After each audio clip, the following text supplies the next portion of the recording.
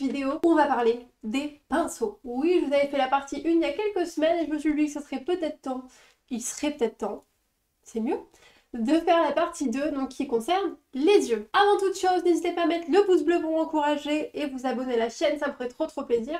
On est 137 au moment où je parle, voilà, si on est 150 dans pas longtemps, ça serait le feu de Dieu. Et souvenez-vous qu'à 200 abonnés, on fait un petit concours avec des cadeaux pour, voilà, pour un d'entre vous sur la chaîne. Donc n'hésitez pas à vous abonner pour participer au concours lors des 200 abonnés. Bref, passons maintenant au pinceau. Et avant toute chose, je tiens à vous dire que je n'ai pas forcément toutes les formes de pinceaux qui existent. Ne pas tester toutes les marques de pinceaux qui existent. Cependant, je vais vous donner moi ce que j'utilise. Voilà les formes que je préfère. Les formes qui pour moi sont impérativement nécessaires. Je sais pas si c'est français, mais c'est pour vous faire sentir voilà, le côté très nécessaire de les avoir, de les posséder et surtout voilà, de savoir les manier à peu près correctement pour avoir quelque chose d'assez fumé, d'assez joli, etc. Je vous expliquerai après, évidemment. Mais je pense que si vous avez l'habitude de vous maquiller, vous savez desquels je parle. Mais si vous n'avez pas l'habitude, justement, je pense que ça peut être un petit guide sympa. Donc, let's go, c'est parti. Ils sont là, je suis désolée, ils sont pas forcément propres, j'en ai utilisé encore ce matin, donc voilà.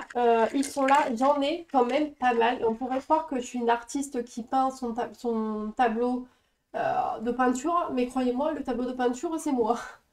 Donc clairement, je sais, ça fait beaucoup de choses, ça paraît peut-être un peu bizarre pour ceux qui se maquillent pas énormément. Je vous avais montré le visage la dernière fois, hein, donc ça me fait tout ça quand même, rien que de pinceau à la maison. Donc ça fait un petit paquet, mais vous allez voir aussi qu'il y en a certains qui ont quasiment la même forme, donc finalement, voilà, il n'y a pas besoin de tout ça pour savoir se maquiller, absolument pas. Mais il y en a qui sont extrêmement nécessaires. On va commencer par ceux-là, je pense, les basiques de chez Basique qu'il faut dans votre trousse à maquillage. Le premier, le classique basique, j'en ai 3.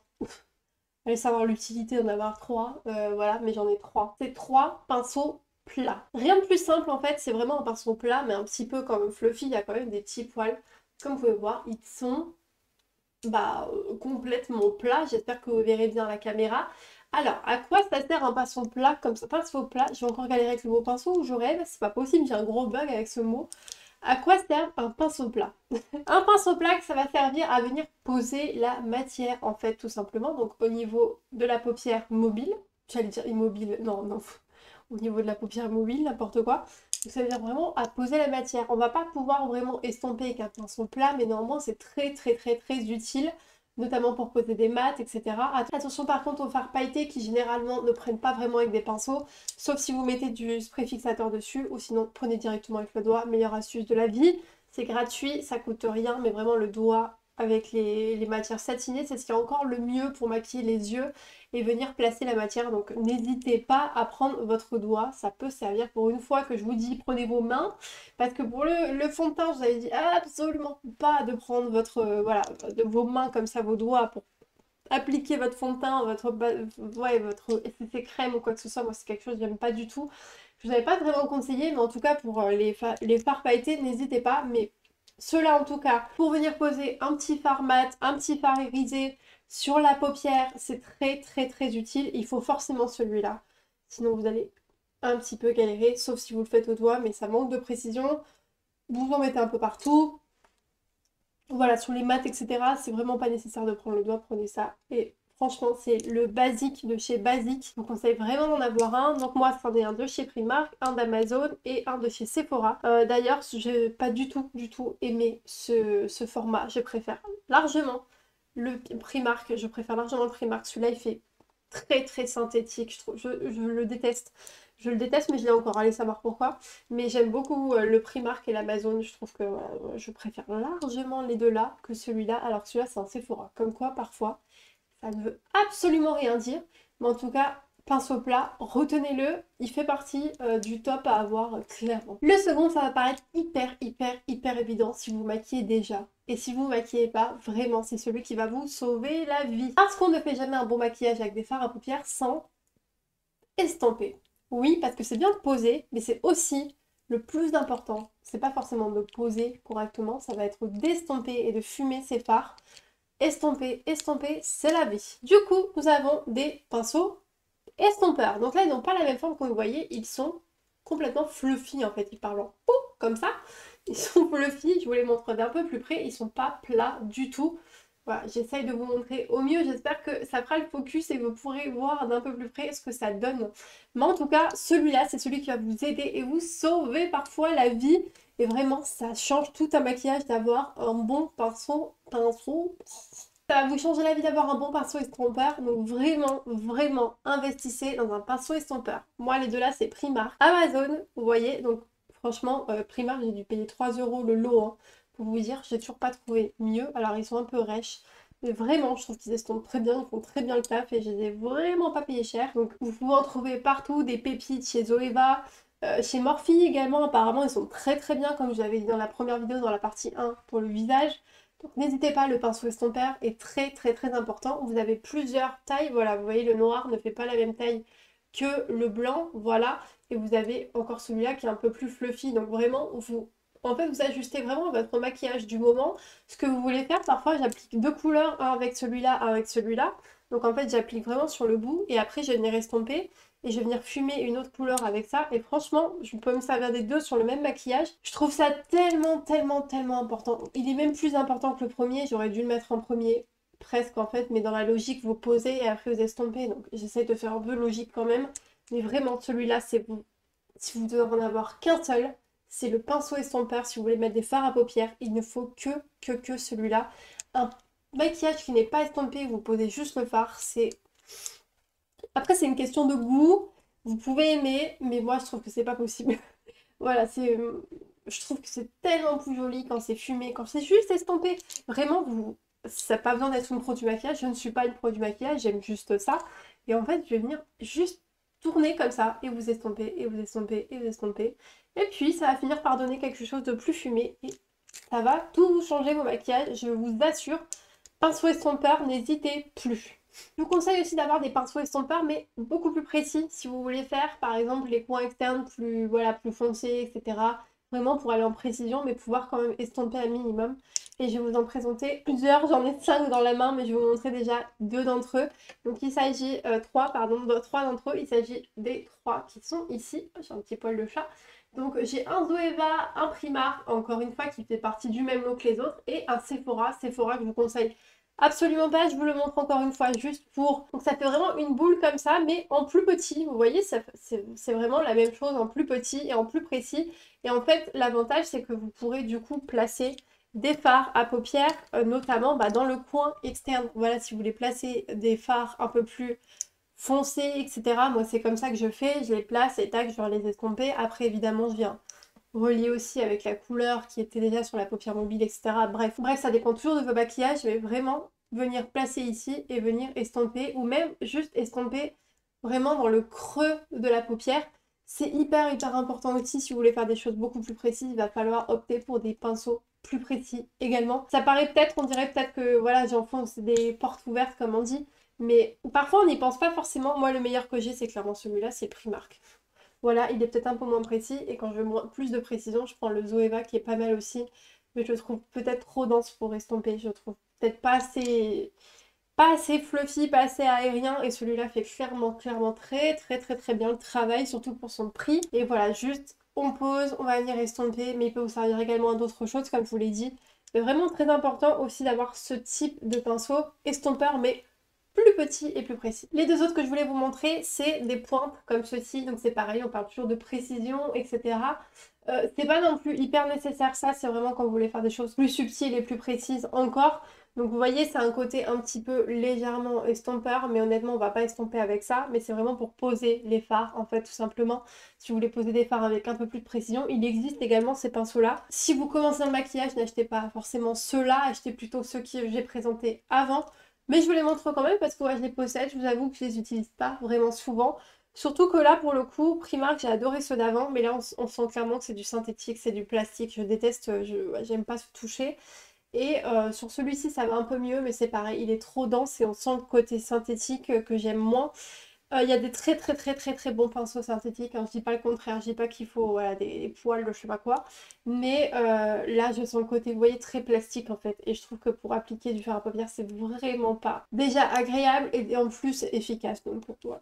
Je ne sais pas vraiment comment appeler cette forme, donc voilà, je sais pas comment définir, ouais, soft défineur, il l'a appelé Zoeva.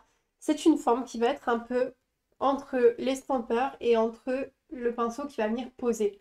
D'ailleurs, si vous voulez trouver un bon compromis, je vais y arriver, un bon compromis entre tous, en fait, ça peut être franchement pas mal de prendre ce type de pinceau qui va vous faire un peu du deux en un, même si ça remplace pas vraiment un pinceau estompeur qui est beaucoup mieux dans la première forme que je vous ai montré. Néanmoins, voilà, je vous les montre ici. Donc, c'est des pinceaux qui sont certes plats, plus courts et moins, ça part moins comme ça en fait qu'un pinceau estompeur. J'essaye de m'exprimer comme je peux, mais je galère un petit peu au niveau de mes mots, je vous avoue, je pense que ça se voit.